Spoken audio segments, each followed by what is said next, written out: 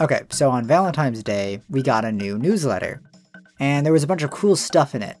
Enough cool stuff to make a video about it. Yay! Toby made a bunch of Valentines, everybody got 3. I got a Rousey one, specifically the one where he says he loves me a lot and is okay with being in a polyamorous relationship. Not the one where he asks you to step on him, or the one where Susie tries to get him to smoke the letters. I also got a letter from Toriel where she makes a pun about Rousey giving me a letter, so that's convenient. And I got a letter from Burger Pants, so that's cool. I think I got some pretty high tier Valentines. Toby and the gang made a bunch of these. You have to trade with your friends to find them all, so that's cool. There was also a spooky letter, but I'll talk about that later. There was also a Spamton video and Toriel slippers, so that was cool. Okay, now on to the real stuff.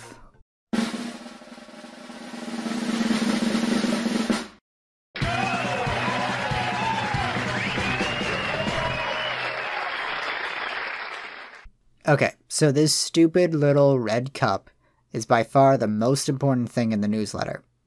And I've seen a severe lack of discussion about it. Everybody over here talking about the spooky letter as if it even matters, when they can't even figure out who it's from, when they should be over here talking about the red cup. So I am going to talk about it. So, it's a red solo cup, upside down, with little legs and a feather. So, here's the thing. This is a Darkner from Chapter 4, obviously.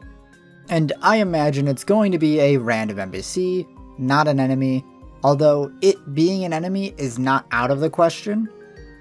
Its role as of right now is unknowable, but since we are seeing it as a teaser, it's probably minor. I'm thinking something along the lines of the little car. But this one little teaser can tell us a ton about Chapter 4. Namely, that Chapter 4 is going to be in a place that would have red solo cups.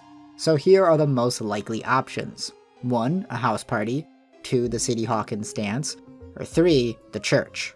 Okay, so 1 and 2 both suck. 1, we just did a Dark World in a house, having 2 back-to-back would be repetitive and a waste of cool locations. And 2, if we assume the school dance is in fact in the school, that would mean 3 different Dark Worlds in a school, which would once again be wasteful. So yeah, Chapter 4 is going to be in the church, which, yeah, everyone already guessed that. So, good job everyone. Good job on being right. We all get a gold star. Yay! But to explain this a bit for anyone that doesn't follow Toby on Twitter. So, from this official Toby Fox concept art, we can see Susie using a solo cup to get fruity juice from a bowl. Fruity juice that Alvin claims the church has. So yeah, it's a pretty clean through line. Now, if you have seen my Deltarune predictions video, then you would know that I think that Chapter 4, Dark World is going to be in the church and also be based on Gerson's high fantasy novel, The Lord of the Hammer. Now, this may come off as confirmation bias, but this Darkner has all but confirmed that my theory is right, or at least somewhat right. Now, it's not a 100% thing, but this is very strong evidence to the point where I would say the prediction went from possible to extremely likely. The feather to me is highly suggesting a high fantasy theme, like what else could it really be? If you have any other ideas, feel free to leave a comment about it. But to me, I really can't think of any other logical reason why the feather would be there. And to be truthful, my Chapter 4 prediction was the one I was overall least confident in, but now I think I'm probably right about everything, to be honest. At least my predictions about the Dark World locations and themes.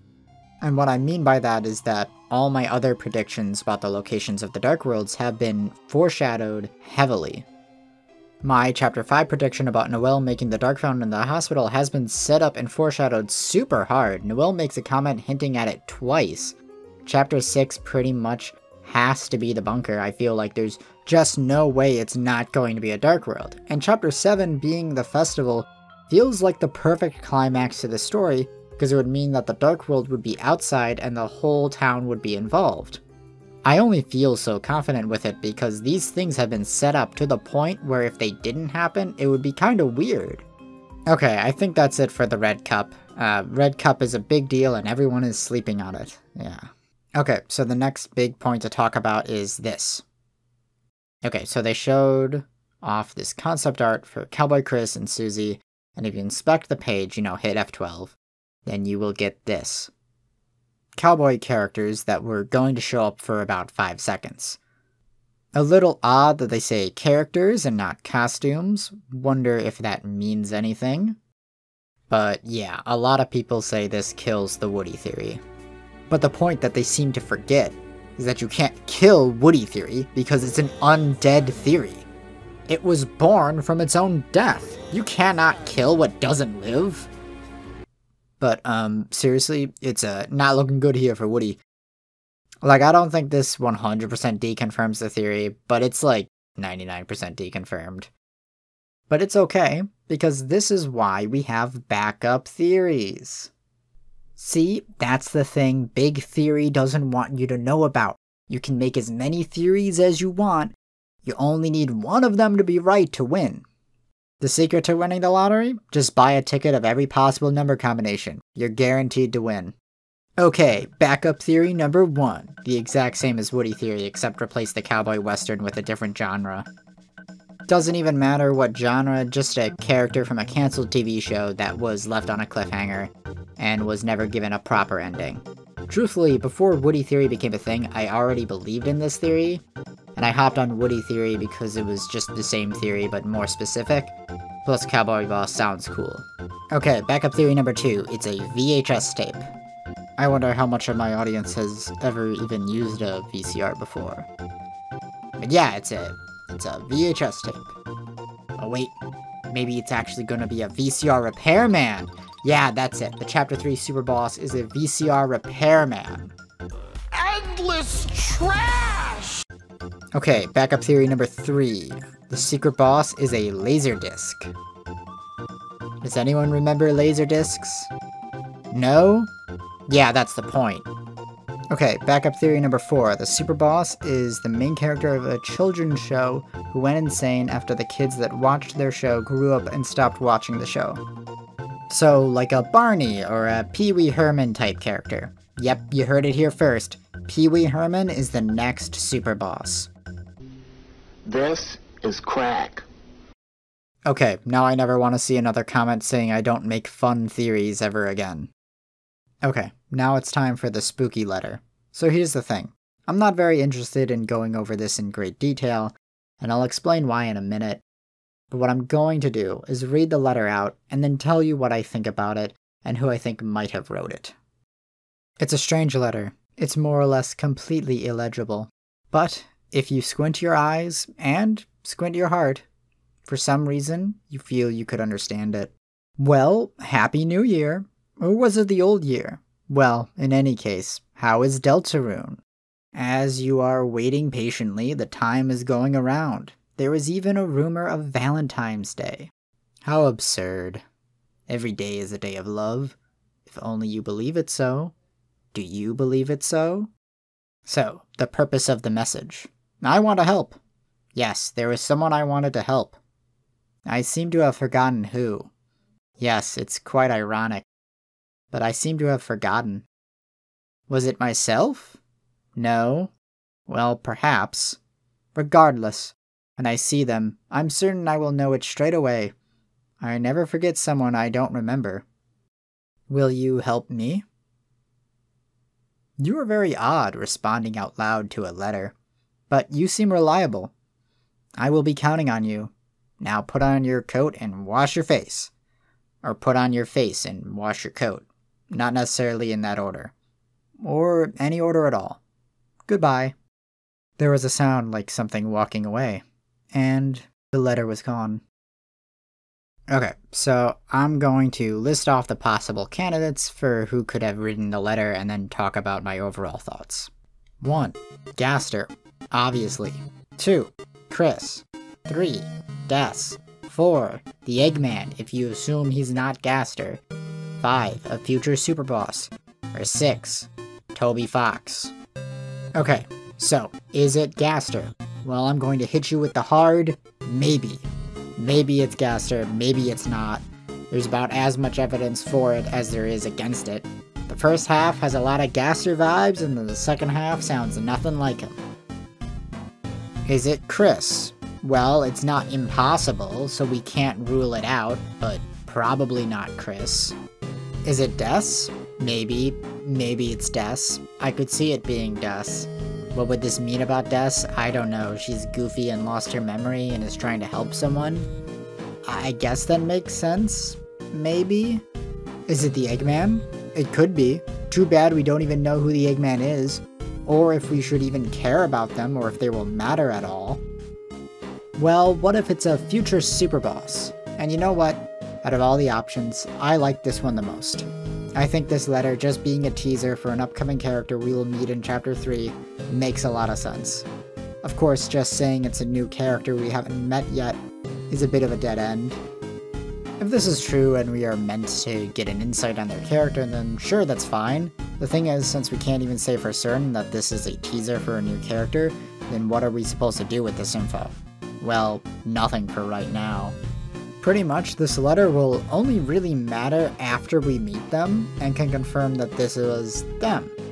But by then, it would probably be a little too late. Now, what if the letter was written by Toby Fox, and the reason why we can't read the letter is because it was written by a dog? That wasn't a joke. I unironically like that idea more than most of these. I mean, technically, this is just objectively true. We know Toby wrote this letter. So here's the thing. I don't think we can figure out who wrote this letter right now. And if we can't figure out who it is, then this letter is just not very useful right now. One day, we'll likely be able to look back at this with more context and figure out what the deal with it is. But right now, this letter isn't that useful. I would not try to use this as evidence for or against anything. And on top of that, as of right now, this letter is not canon. It will very likely not appear in-game. Probably over 90% of the people who play Deltarune will never read this letter. So it really shouldn't be that important anyway. And to me, what I think the point of this letter is that this is Toby throwing us a bone. Toby knows that the core fandom at this point, having waited for new chapters of Deltarune for so long now that they have transformed into insane, savage beasts. And so, seeing the state of the community, Toby decided to give us something to chew on. Something we won't be able to devour quickly. Something to really dig our teeth into and gnaw on. And this is why we as a community can't come to a consensus on who wrote the letter. Because Toby doesn't want us to be able to. Because if we could figure out who it is, then we wouldn't be able to discuss it in perpetuity. If it was undeniably Gaster, then it would just be a big Gaster lore dump. But because we can deny it, we can argue about whether or not it even is Gaster, which eats up time while we wait for more Deltarune. And for me, I just don't really want to munch on it. You know, if you guys want to chomp on it, that's fine. That's what it's for. But as for me, I think I have better things to do than try and solve an impossible riddle. Sorry if that's not what you wanted to hear. Sorry if you wanted to hear me hyperanalyze the letter and come up with some conclusion on it. Anyway, I hoped you liked the video. If you did, it would mean a lot to me if you'd leave a like and subscribe. Also, thanks to everyone who's already subscribed. I recently hit 1,000 subscribers. It's a big milestone for me. I'm really happy about it. So thanks everyone for the support along the way. This video ended up taking a bit longer than I wanted it to because I was working on a different video and then the newsletter came out and then I stopped working on that video to make this video, but it took a bit longer than I wanted it to. But the good news is that the next video, the script for that is mostly already written, so it should come out hopefully shorter. And by shorter, I mean a shorter amount of time. I also have some more plans after that, so make sure to stay tuned for more stuff and keep an eye out for it.